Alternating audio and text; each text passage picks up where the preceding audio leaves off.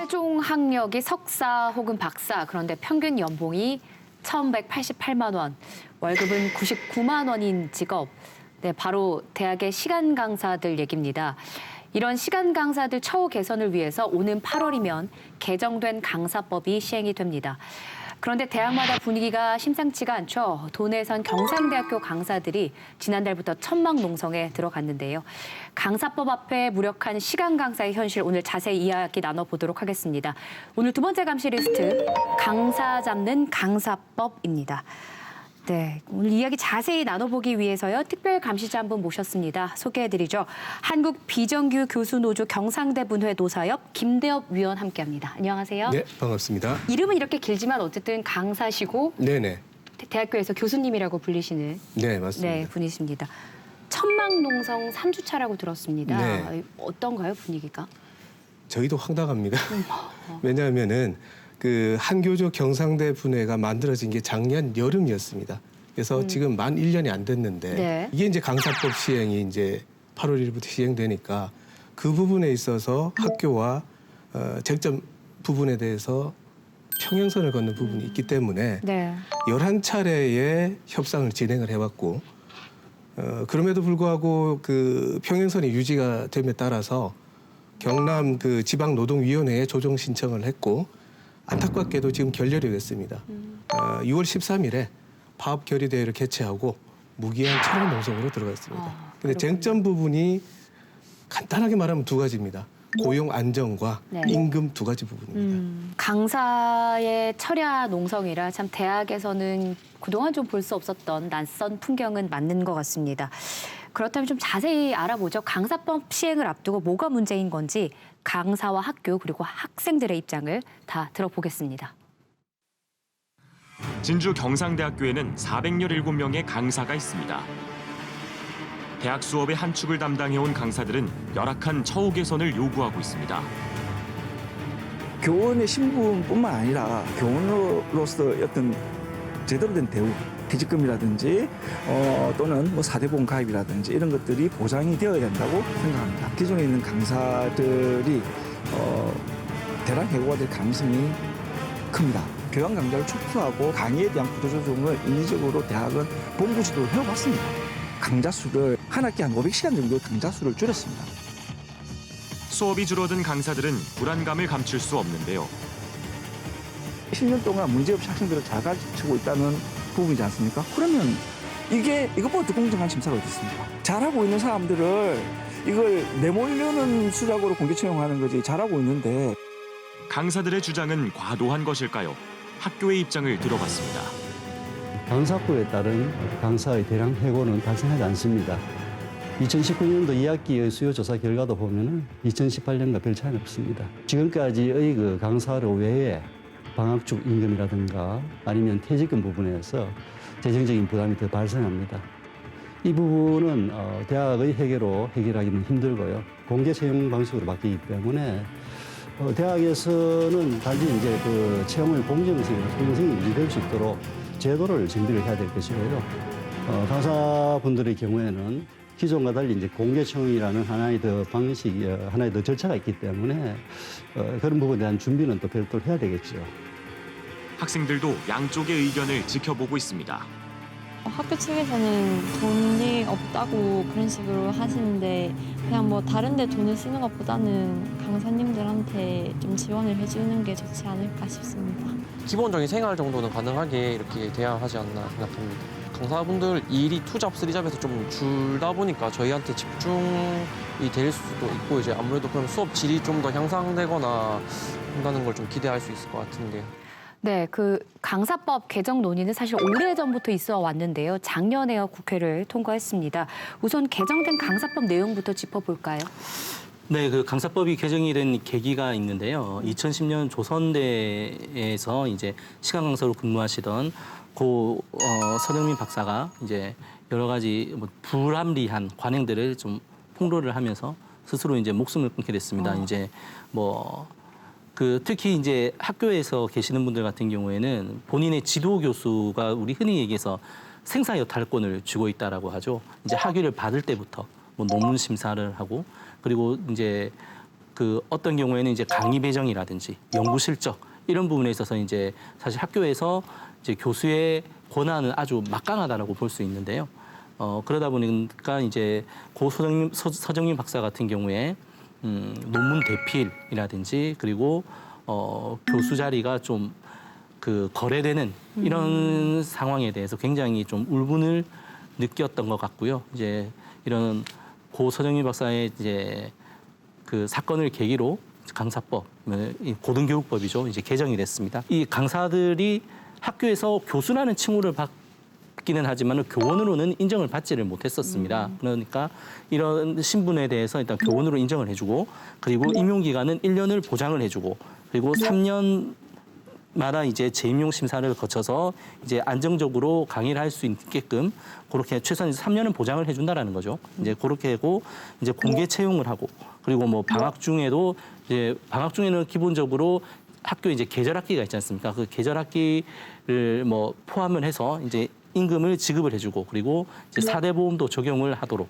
그런 식으로 이제 바뀌었습니다. 근데 보통 이제 강사를 교원으로 인정한다는 것이 이 개정안의 핵심이다 이런 말씀들을 하시는데 그럼 지금까지는 교원이 그냥 아니었던 네, 거네요, 아니었습니다. 지위가. 제가 간단하게 우스갯소리를 말씀을 드리면은 대학 내에서 이제 강사 서열이 어떻게 되느냐. 첫 번째 대학에서 가장 서열이 높은 집단이 교수 집단. 네. 두 번째로 가장 높은 집단이 직원. 세 번째로 학생. 그리고 마지막 네 번째로 방문객입니다. 학교에. 반전이네요. 예, 예. 강사가 나올 줄 알았는데. 없습니다. 강사는 요새 갑질 얘기가 많이 나오지 않습니까? 그러다 보니까 을도 병한테 을지를 한다. 이렇게 나와 있는데 강사는 갑, 을, 병 정도 아닌 무입니다. 그러니까 대학에서 없는 존재로 취급이 됩니다. 교원으로 인정받는 게 아까 이제 기자님이 말씀하신 것처럼 여러 가지 신분을 보장해주는 제도들이 생기면서 상당히 의미가 있어요. 뭐 예를 들면 교원들만이 누릴 수 있는 해고라든지 재임용이 안 됐을 때 소청 심사를 할 수 있는 그런 구제 제도가 있습니다. 특별 구제 제도입니다. 근데 이제 교원 신분으로 바뀌면서 그 제도를 비로소 이용할 수 있게 된 거죠. 그러니까 이런 특별한 절차들을 이용한다든지 교원이 됨으로써 비로소 누리는 그런 것들이 있는데 이게 지금 완전하지 않다, 너무 구멍이 많다 이런 얘기가 나오고 있어요. 이제 그걸 한 가지 예를 들어드리면 이제 4대 보험, 우리가 이제 직장에 취업을 하게 되면 제일 먼저 가장 기본적으로 드는 게 4대 보험이잖아요. 그럼 이게 교원으로 신분이 전환되고 나서 이 강사분들은 4대 보험에 다 적용을 받느냐 이걸 보면 국민연금의 적용을 여전히 받습니다. 예를 들어서 이게 차이가 뭐가 있냐면 뭐 공무원인 것 같으면 공무원연금, 그리고 네. 교원인 것 같으면 원래 교원연금 대상이 되는 것이죠. 일반 국민연금에 들지 않습니다. 근데 이분들은 여전히 그냥 일반 근로자와 비슷한 국민연금에 가입이 되시는 거고요. 그리고 건강보험은 직장의료보험에 가입을 하려면 이게 60시간 이상 근로가 인정이 돼야 됩니다. 60시간 미만 근로가 되면 적용 대상이 안 되거든요. 근데 이제 아무래도 시간을 기준으로 이제 강사 시수를 받으시다 보니까 이거는 가입이 안 될 가능성이 상당히 높은 것이죠. 그리고 네. 산재보험, 고용보험은 적용을 받습니다. 그런데 또 한 가지 문제가 아까 그 BCR에서도 나왔지만 퇴직금 문제가 또 있습니다. 근데 퇴직금이 이제 대학 본부 측에서는 퇴직금 같은 것도 지급해야 되고 해서 우리가 앞으로 이제 부담이 굉장히 많이 는다 뭐 이런 얘기를 하셨잖아요. 근데 이게 예전에는 이게 우리 그 근로기준법에서 초단시간 근로자라고 해서 주 15시간 미만 근로를 하는 근로자들은 퇴직금 지급 대상이 아닙니다. 근데 우리 그 교수님 일주일에 수업 제일 많이 하시는 게 몇 시간 하셨죠? 거의 12시간까지는 했습니다. 그러니까 예. 아무래도 15시간 되기가 힘들거든요. 그래서 주 15시간이 안 된다는 이유로 퇴직금을 안 주는 관행이 대학 내에 쫙 이렇게 뿌리 박혀 있었어요. 근데 이제 사실은 그 강의 1시간을 하지만 이 강의 1시간을 하기 위해서 준비하는 시간이 또 있잖아요. 훨씬 많은 시간을 준비를 하는데 이 시간은 제대로 근로시간으로 인정이 안 된다는 문제가 있어서 이거를 이제 강사분들이 계속 소송을 통해서 퇴직금을 받아야 된다라고 소송을 하셔가지고 최근에 법원의 태도는 강의 시수의 한 2배에서 3배까지는 실제 근로시간으로 산정을 해서 그런 경우에는 퇴직금을 줘야 된다. 그래서 2배 내지 3배로 했을 때 15시간이 넘어간다라면 이분들한테는 퇴직금을 줘야 된다라고 해서 실제 지급하라고 하는 사례들이 있어요. 그렇군요. 네. 그래서 이렇게 처우를 좀 개선하자고 해서 개정안이 이제 작년에 통과가 된 건데 그런데 대학에서는 강사법 시행도 전에 지금 강사를 더 줄여야 한다. 그래서 계속해서 구조조정을 하고 있는 상황이라고 합니다. 이게 뭐 비용 때문이겠죠? 아무래도 뭐 그런 측면이 강할 겁니다. 특히 이제 보면은 그 학교에서 교수님들 같은 경우에 보통 학부 수업 2개, 그다음 그리고 뭐 대학원 수업 하나, 그리고 대학원생 이제 논문 연구 뭐 이렇게 해서 보통 한 그 논문 연구도 수업을 했을 때 4개에서 한 5개 정도의 수업을 맡게 되는데요. 네. 이 대부분 이제 전공과 관련된 수업이죠. 그런데 학생들이 받는 수업에는 전공 수업뿐만이 아니라 이제 교양 수업도 있지 않습니까? 이런 강좌들을 이제 합치는 거죠. 이런 강좌들을 합치게 되면은 그만큼 이제 필요한 시간 강사가 줄어들게 되지 않겠습니까? 이제 그런 식으로 해서 수업을 합친다라든지 아니면은 기존에 그 전임 교원들이 시간 강사들이 맡던 수업을 맡으면서 이제 본인의 실적을 올리기 위해서 방법으로 그런 시간 강사들의 수업까지 가져가고 이렇게 되면서 수업이 계속 줄어드는 그런 상황이 생겼습니다. 네. 그 2011년에 강사법 논의가 처음 진행되고 나서부터 지금까지 과거에는 100명 이상, 185명 이런 식으로 교양 강좌가 한반으로 꽤 개설이 많이 됐었습니다. 그런데 그 한교조의 대학별 지역 분회들이 열심히 투쟁을 한 결과 각 학교들마다 그 단체 협약을 통해서 강좌당 수강생 수를 제한을 해오고 있었습니다. 그런데 반대로 학교에서는 네. 다른 방법을 쓰고 있었는데 동일 과목에 분반이 되어 있는 그 반들을 합반을 하고 그다음에 지금 시대가 뭐 2, 3년마다 바뀌는 시대인데 정보화 시대인데 신규 과목이 필요한 상황임에도 불구하고 신규 과목 개설을 억제를 해왔습니다. 거기다가 기존 과목을 지금 계속적으로 폐강을 해왔습니다. 이번 강사법 시행이 되면서 그 강사들의 임용에 있어서 기존의 추천제에서 공개 채용 방식으로 바뀐다는 점에서는 굉장히 환영할 만한 부분입니다. 근데 이 부분에서 하나 짚고 넘어가야 될 부분이 대학은 강사들의 연구 주체를 인정을 하지 않고 있습니다. 이제 올 5월 달에 강사법 제도 이제 도입 매뉴얼이 발표가 됐는데 그걸 보고 대학들은 공개 채용이라는 단어에 매몰이 돼서 이거는 강사들을 무한 경쟁으로 지금 내몰고 있습니다. 연구 실적을 몇 % 이상 들고 와라. 강의 경력을 몇 년 이상 해야 된다. 근데 실제로 논문 한 편을, 학회 논문 한 편을 쓰기 위해서는 강사들 한 달 월급이 날아갑니다. 예, 그 정도인데 그럼 그렇게 지원도 안 되는데 어떻게 영어를 할 수가 있겠습니까? 최저 생계가 유지가 되기 힘든 상황인데. 네. 예. 그래도 이번에 그 강사법 개정으로 인해서 1년 이상 고용이 유지될 수 있게 한 거는 이건 좀 긍정적으로 볼 수 있는 부분 아닐까요? 시간 강사를 하시는 분들이 이제 사실 강의만으로 이제 수입을 벌지는 않습니다. 그래서 이제 본인들의 어떤 미래를 위해서는 말씀하셨던 것처럼 논문 실적도 써야 되고요. 그리고 부족한 이제 생계비를 마련하기 위해서 보통 여러 가지 이제 프로젝트 용역이라고 해야 되는 이제 그런 것도 해야 되고 이런 1년이 보장이 된다라고 하더라도 이 부분이 결국에는 이제 비용으로밖에 발생이 안 되는 거거든요. 학교 입장에서는 이제 안정적으로 재정이 뒷받침되지 않으면 현재 추산으로는 한 지금의 그 시간 강사 규모를 유지하기 위해서는 한 9천억 원 정도가 더 이제 투입이 되어야 된다고 하는데 그것이 적어도 지금 학교들만의 사정으로는 힘들고 이제 정부가 재정 지원을 해주어야 되는데 그렇다면 정부는 그런 재정 지원을 해줄 수 있는 준비가 얼마만큼 되어 있느냐 이제 그런 부분에 있어서 여전히 이제 물음표가 붙고 있는 거고요.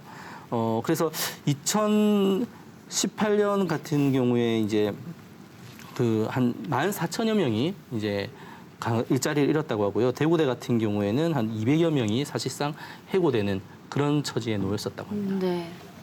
이 강사법 개정안이 하루아침에 된 법이 아니잖아요. 이거 10년 동안 질질 끌었거든요. 이 개정안 놓고 시행을 언제 하느냐 하면서 엄청 미뤄진 게 그 시간이 벌써 10년입니다. 그러다 보니 지금 이제 10년 뒤면 이 법이 시행될 거라는 거를 양측이 다 아는 상황에서 대학에서는 이 일자리를 계속 줄여 나간 거죠. 이제 앞으로 다가올 부담을 미리 덜어낸 건데 강사법이 발효된다고 해서 당장 이 흐름을 막기는 힘들 거라고 저도 생각을 합니다. 근데 지금 2017년 통계를 기준으로 제가 한번 봤는데요. 시간 강사가 우리나라에 7만 6,164명으로 잡혀 있습니다. 네. 전임 교원은 9만 명 정도인 거랑 좀 비교가 되고요. 그럼 교양 강의는 이 강사분들이 72.4%, 전공 강의는 19.4%를 맡고 있습니다. 그런데 이제 또 이렇게 단순 비교는 좀 어렵겠지만 이 강의를 맡고 있는 강사분들에게 과연 정부나 혹은 대학 측에서 투여한 예산은 과연 몇 프로인가라고 생각을 해보면 이분들을 위한 최소한의 안전장치라고 할 수 있는 생활이 보장되지 않는 수준의 대우라면 이분들이 맡고 있는 그 교육의 양, 그러니까 27.4%, 19.4% 이 정도의 양은 사실은 질이 담보가 안 되는 거죠. 결국 그 피해는 학생들한테 간다고 저는 생각합니다.